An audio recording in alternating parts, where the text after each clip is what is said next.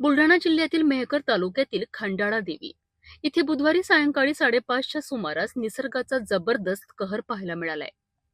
वादळी वाऱ्यासह मुसळधार पाऊस आणि विजांचा कडकडाट सुरू असतानाच गावातील महावितरणाच्या डीपीवर थेट वीज कोसळली. या प्रचंड प्रहारामुळे ट्रान्सफॉर्मर पूर्णपणे जळून खाक झालाय.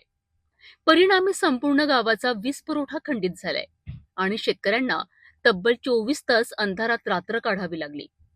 सुदैवाची बाब म्हणजे या दुर्घटनेत कोणतीही जीवितहानी झाली नाही. परंतु त्यावेळी गावात हनुमान जयंतीचे धार्मिक कार्यक्रम सुरू असल्यामुळे गावकऱ्यांना मोठा त्रास सहन करावा लागला.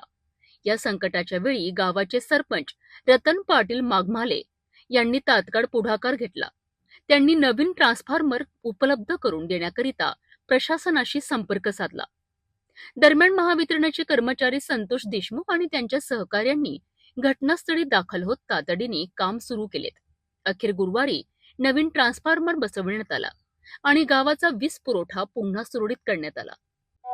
या तातडीच्या कारवाईमुळे ग्रामस्थांनी समाधान व्यक्त करत सरपंच आणि महावितरण कर्मचाऱ्यांचे आभार मानलेत.